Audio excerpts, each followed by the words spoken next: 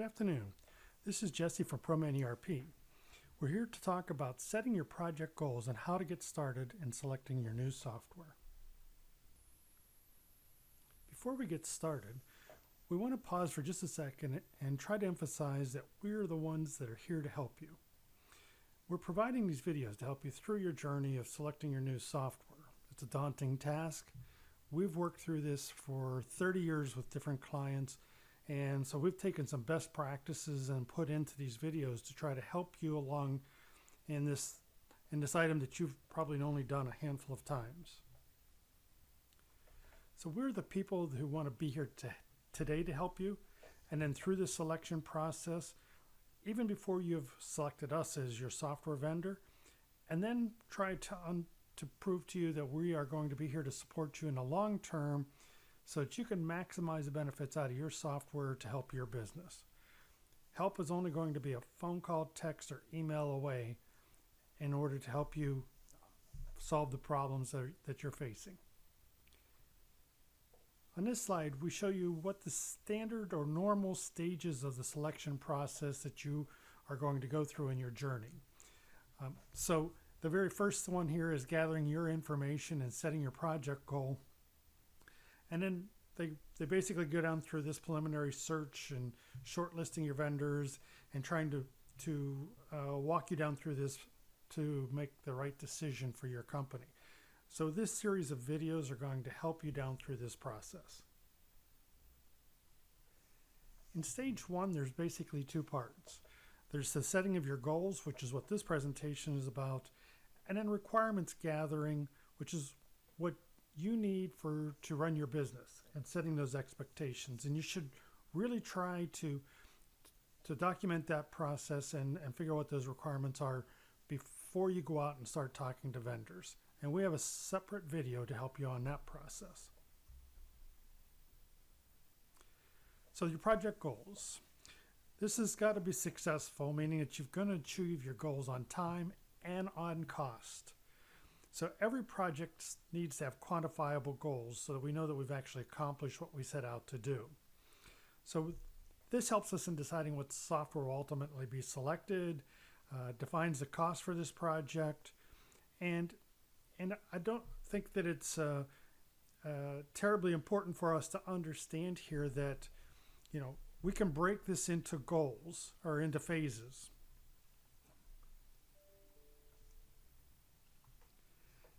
And so the purpose here is to try to say that, you don't have to try to do everything right off the bat.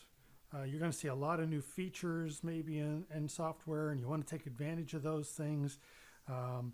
And you might have entirely new visions of things that you can go off and do. Break this into phases. Phase one ought to be, get the software installed so that I can learn it and use it in our business, and basically achieve the goals that we're going to set here in this particular process. And then we'll go off and do a phase two where we can take a look at the new features of the software that make financial sense, and we'll go off and do those things. But I'd say don't keep piling them all into this project at this point, because it'll just keep growing and then we never get it accomplished. So there's some bad goal examples. The general type of things. Oh, we're going to install new software. We're going to use all the new features of a new software. Nobody uses all the new features of new software. We have to write software that applies to a lot of different industries and does a lot of different things for different people. And some of those things aren't going to apply to your business at all. So, these broad, using all the features isn't a good example here. Make everyone more efficient. Yes, we're going to make people more efficient. But everybody, and how do you define this to say, yeah, we did that or we didn't? So, this is, again, a bad, very loose goal. Increase profits. Well, we should increase profits if we're all going to be more efficient and we're going to go off and get more business because the software is going to allow us to grow.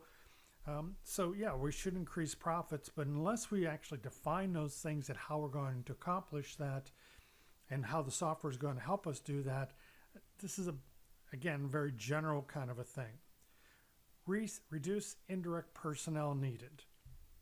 Okay, I guess we could count all those people today, and we could try to figure out down the road that we've got different number of people, and again we could quantify that. But this just general statement here is again a very loose thing that's going to be hard to identify down the road. And getting rid of our old software. Well, yep, that's certainly the goal here for sure. But is that really something to say we get to check off and say we accomplished? Maybe we're going to keep the old software around for historical data for years. So again, these are hard to they're very loose, and they're very hard to put anything quantifiable to, because at some point we want to be able to stand up and say, hey, here was a project we started to do. It took us this amount of time and this amount of dollars, and here are the benefits that we really did achieve out of it. So these are bad examples. So let's go and take a look at a couple of good examples maybe. We want to increase our on-time delivery to 95%. That's a quantifiable number. We can go off and look at that and figure that out. We're going to do this by reducing the time it takes us to put our orders in. We're going to get quicker buy signals to purchasing, and we're going to get these orders out to the manufacturing floor so that we can get them started earlier, so that we can build them on time for the customer.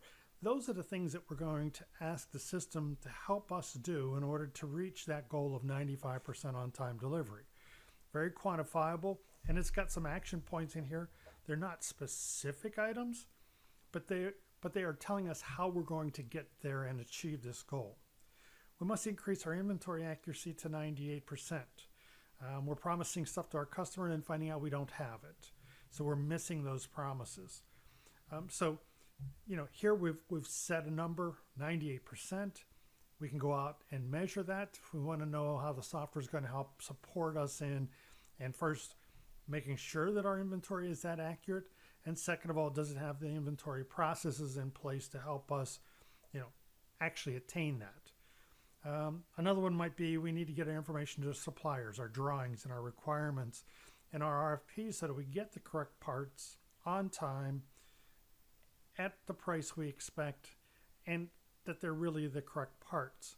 I think a lot of times we go off and we get prices from a supplier, and we haven't told them exactly what we want, or they couldn't tell what exactly we wanted, so they've quoted us what they think, and then we're disappointed here at some point. So, how does the system help us get that type of information out to our suppliers so that we get this process done right the first time? Maybe we need our MRP system to talk to our financial system without all the manual dual entry and mistakes. A lot of systems have a manual process to get data from one piece of it to another. We want to make sure that this system has all the information, so that if we do a transaction on one side, it flows through the system, and the financial system is just automatically updated with that. So, there is a manual process that we're probably doing today. We say, did we eliminate that or not? And does this all flow through automatically? Again, very, very good things that we can say, yes, we are no longer doing that. Okay. So, getting back to the good goal qualities, they're definable metrics that we can confirm whenever we're done. 0 manual sales orders that are hand carried out to the shop. We can figure out that we have not, in fact, hand carried anything out to the shop. We managed to get it all through the system, and that information flowed to the people that needed to know it. Some business processes are going to be added here and be a goal because there's something that we're trying to fix in our company, and the challenge that we have in front of us. So it's not necessarily, every single goal is defined by what we do today, but also how we solve the challenges in front of us. I don't think we need to have every task defined here. Like, we don't need to know exactly, how I will put, a transaction in for some specific event that happens in the shop. We don't have to get down to all of those kinds of levels of task. These should be a higher level goals. There's and let the task fall here whenever we're going through the implementation cycle to actually get, each of these things done. I think a lot of people come and ask, can we add goals as we're going along? Short answer is yes. If your team and the management all agree, I think that certainly right now in the goal setting things, we should fine tune this until we know exactly what it is we're trying to go out and accomplish. But the second thing that we'll say here, or that we should be careful about, is that the project doesn't keep growing and growing and growing. We call this scope creep. In some of these cases, we'll never finish the project, and the cost keeps going up and up and up because we're tackling more and more things. So, I think if it's early on in this process, we absolutely got to make sure they're all in there, because, if you go through this whole selection and implementation process, and then we've got a business problem that we didn't solve because we didn't put it here in our goals, that would be a bad thing. But on the other thing, we don't want this thing to keep growing out of control. And again, I think we tried to mention a moment ago that there should be phases here.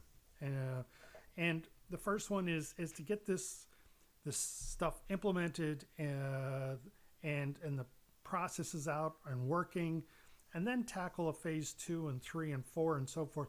And continuous improvement should say that I'm never going to be done with making my business better. So, just don't keep throwing it into this project so that it just keeps going on and on and on. Define something, go out and tackle it, accomplish it, go and tackle the next piece. So one of the next things that I like to bring up to people is don't make too many goals. I've had people come in and say, I've got 94 goals we're going to accomplish. That is an incredibly complex question to go off and try to do. There's some of our large corporate international projects do have a lot of goals, and that's okay. But, try to keep this down to something that's manageable, that you can go off and tackle, and let phase 2, 3, and 4, continuously, make things better at your company. Okay, so on our PromanERP website, we have on our resource page, we actually have a simple form that you can use. And basically, this just defines 10 goals, says who's going to be responsible for attaining this goal. Might be the entire team. And then each of these goals ought to have a due date. And they could very easily be the go live date for this project being that due date, but there can be steps as you go along that are part of these goals. I'm going to do a lean process and try to reduce the amount of paperwork in the purchasing department before I go off and implement this new software. So we tend to have to kind of do these in parallel, because we don't know exactly what the new system is going to require us to do, or how we're going to use that new system to answer all of our questions. So that might make this a moving target, but there's probably some number of existing processes that can just be eliminated right off the bat before you even start down this project. So, define those goals, put due dates and who's responsible to them on your resource page. Okay. I always say post your project in plain view. We're going to be doing lots of tasks and trying to answer questions and learning things and trying to figure stuff out. And a lot of times we forget about our goals. We're so busy chopping down the trees, we don't look at the forest, kind of thing. So, we want to try to keep this up here in front of us so we all understand it. We know when we're trying to get this accomplished by. So again, post this stuff where we can see this. And you ought to review your goals, certainly during the selection process and during the implementation. And at a minimum, it should be every month with the implementation as it goes along. are we actually accomplishing what we're setting out to do? And sometimes that's the perspective we lose whenever we're working on a project like this. Um, don't be afraid to reach out to us and get a quick review before you start your journey. Um, you know, we kind of worked with a lot of people on setting goals. In some cases, we've run the projects entirely ourselves, helping those clients. So, we can take a look at these and say, that's probably a pretty good one, or those ones are going to be hard for us to figure out if we've actually accomplished or not. And by the time we get down to, we should have a final review after this phase one project is done. You start with these goals and say, did we accomplish these things that we set out to do? Okay, so we talked a little bit about taking this simple little form, putting some goals down. Even if you're, a small 2-3 person company, scribble down what these things are that we're trying to do. You'll be surprised whenever you come back later that this is what you were trying to accomplish and that we did or didn't actually make that. So, just keep this and document it. One final thought here is, it's our team's commitment. We're ready to roll up our sleeves and get to work with your team and work just as hard as you guys do for your company. So it's a teamwork thing, and we want to be the person that's out there that you can rely on whenever you're not quite sure how to get through this part of the process. And we're stand here ready to help. All right, thank you today. I hope the forum helps you and that these few little hints have helped. Any feedback, we're always very welcome and anxious to hear. So, drop us an email, tell us what you thought, and we look forward to working with you on the next video.